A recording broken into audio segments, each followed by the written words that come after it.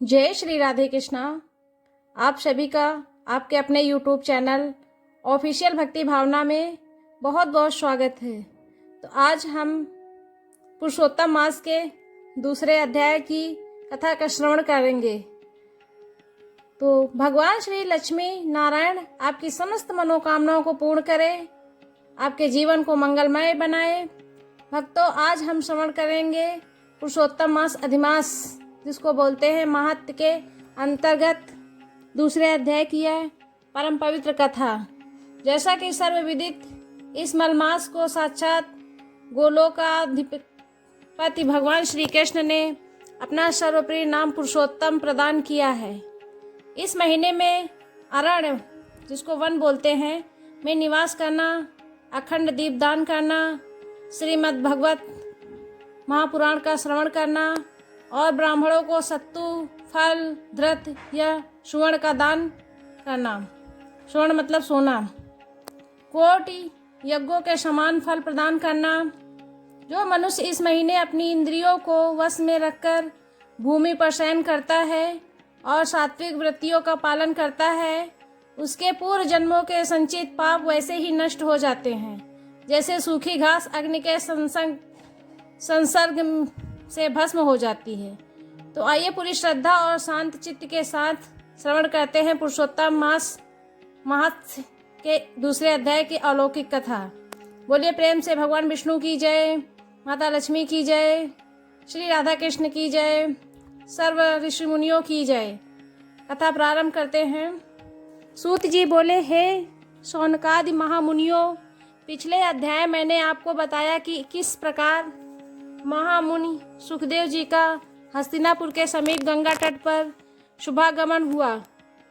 तारागढ़ों के मध्य चंद्रमा की भांति सुशोभित व्यासपुत्र श्री सुखदेव जी महाराज को वहां उपस्थित देखकर राजा परीक्षित ने हाथ जोड़कर उन्हें साष्टांग दंडवत प्रणाम किया।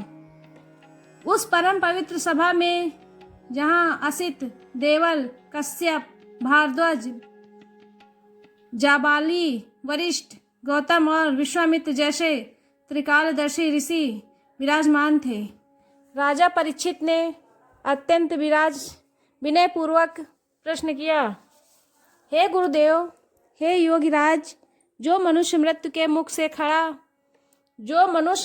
मुख में खड़ा हो उसका समय अत्यंत संक्षिप्त हो, उसके लिए परम कल्याणकारी मार्ग क्या है? और इस असार संसार में वो कौन सा गुप्त व्रत या मास है जो क्षण भर में जीवों के आवागमन के चक्र को काट देता है? तब महामुनि बोले, सुखदेव जी अपने दिव्य और गंभीर स्वर में बोले, हे राजन परीक्षित, तुमने संपूर्ण जगत के कल्याण की इच्छा से यह प्रश्न किया है। सुनो, भगवान नारायण ने नारद के सम्मुख जिस परम गुप्त पुरुषोत्तम मास महत्व का वर्णन किया था, आज मैं तुम्हें वही पावन इतिहास सुनाता हूँ। प्राचीन काल की बात है, जब राजा दिलीप के राज्य में सुख और शांति का साम्राज्य था, तब एक बार महर्षि वरिष्ठ उनके द्वार पर पधारे। राजा ने मुनिश्रेष्ठ को अर्घ, पाद और मधुपर्क से संतुष्ट कर आसन प्रदान किया। राजा दिलीप ने पूछा, हे महर्षि, हे ब्रह्मर्षि, कृपा करके मुझे किसी ऐसे व्रत के बारे में बताइए जो अत्यंत सुलभ हो परंतु जिसका फल अक्षय हो। महर्षि वरिष्ठ बोले, हे राजन, पूर्व काल में जब यह अधिक मास देवताओं द्वारा त्याग दिया गया था और इसे मलमास कहकर इसकी सर्वस्व निंदा की हो रही थी, तब यह मलमास अत्यंत दुखी होकर वैकुंठ में भगवान श्री हरि के चरणों में जा गिरा।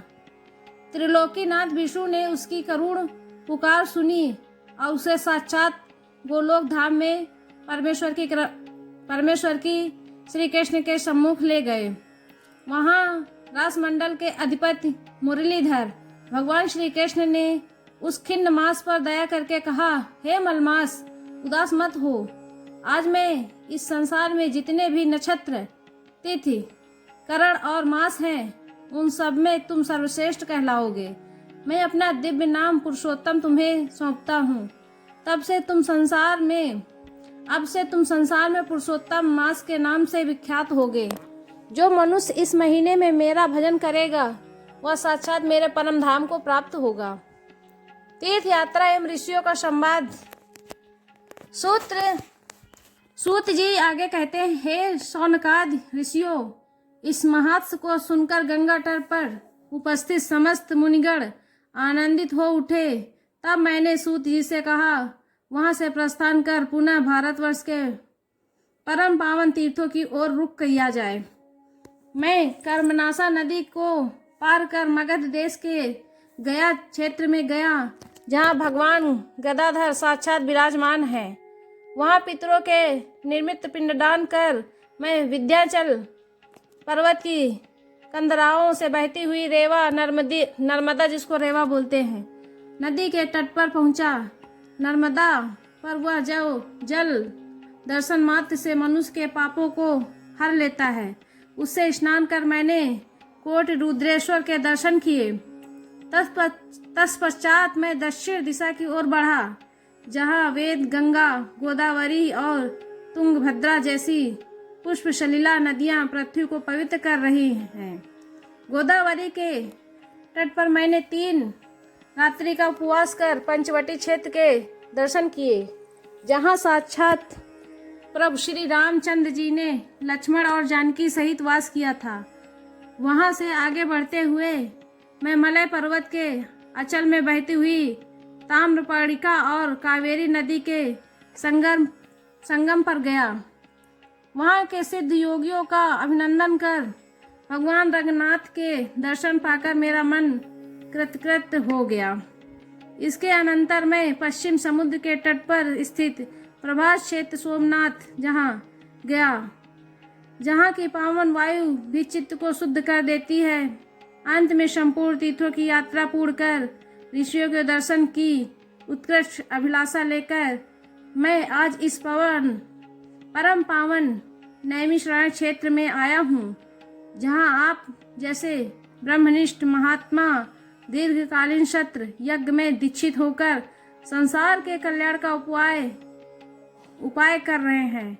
हे विप्रवरों, यह पुरुषोत्तम मास साक्षात कल्पवृक्ष है। इस महीने में यदि कोई मनुष्य अनजान में भी किसी भूखे राहगीरों को अन्न देता है या रात्रि के समय शिवालय, विष्णु मंदिर अथवा चौराहे पर दीपदान करता है, तो यमराज के दूत कभी उसके समीप नहीं आते। इस मास में श्रीमद् भगवद गीता के पुरुषोत्तम योग 15वें अध्याय का पाठ करने से मनुष्य को वाजपेयी यज्ञ का फल अनायास ही प्राप्त हो जाता है। पद्म पुराण स्वर्ग खंड का दिव्य प्रसंग है। इस कथा में सूत जी कहते हैं,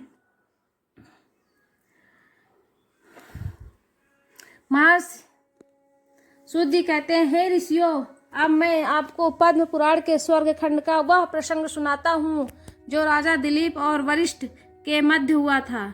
महर्षि वरिष्ठ ने राजा दिलीप से कहा, हे राजन, जो मनुष्य पुरुषोत्तम मास में सूर्योदय से पूर्व उठकर किसी पवित्र नदी या कुएं के जल में गंगा नारायण का स्मरण करते हुए स्नान करता है, वह सब पापों से विमुक्त हो जाता है।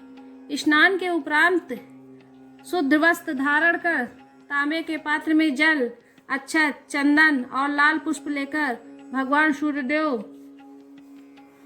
को निम्नलिखित मंत्रों से अर्घ्य प्रदान करता है। ये सूर्य सहस्त्राओ तेजो रासो जगतपये अनुकंपम माँ भगवतम ग्राम दिव्याकर। इस प्रकार अर्घ्य देकर जो मनुष्य भगवान लक्ष्मी नारायण की पूजा धूप, दीप और तुलसी दल में पूजा करता है, उसके घर में कभी अकाल, मृत्यु, दरिद्रता या शोक का वास नहीं होता है। इस महीने में कांसे के पात्र का त्याग करना चाहिए और सात्विक आहार, फलाहार या एक समय का भोजन करना चाहिए। यदि शरीर में सामर्थ्य न हो तो केवल भगवान के नाम का कीर्तन और संतों की सेवा करने से ही संपूर्ण फल मिलता है। मुनियों ने सूत जी के मुख से यह परम अद्भुत दिव्य कथा सुनी तो उनके नेत्र सजल हो गए और वे सब एक स्वर्ग में भगवान पुरुषोत्तम की स्तुति करने लगे। समापन एवं जयकारा। इस प्रकार की बृहनारादि महापुराण और पद्म पुराण के अंतर्गत पुरुषोत्तम मास महत्व कथा का यह दूसरा अध्याय संपूर्ण हुआ। प्रेम से बोलिए भगवान विष्णु की जय, माता लक्ष्मी की जय, पुरुषोत्तम भगवान की जय, सब संतों की जय। भक्तों, आशा करती हूँ कि आपको आज के दूसरे अध्याय की यह पावन कथा अत्यंत आनंदमयी और प्रेरणादायक लगी होगी। यदि आप इसके आगे के अध्याय को दीपदान की महिमा और राजा द्रधन्वा की कथा को निरंतर सुनना चाहते हैं तो हमारे इस चैनल के साथ अवश्य बने रहें। अगर आप चैनल पर पहली बार आए हैं तो नीचे दिए गए लाल बटन को दबाकर चैनल को सब्सक्राइब करें, वीडियो को लाइक करें और मित्रों के साथ शेयर करें। बेल आइकन जरूर प्रेस कर लें। तो मिलते हैं आप सभी को अगले अध्याय में। जय श्री राधे कृष्णा। हर हर कृष्णा। जय श्री राधे।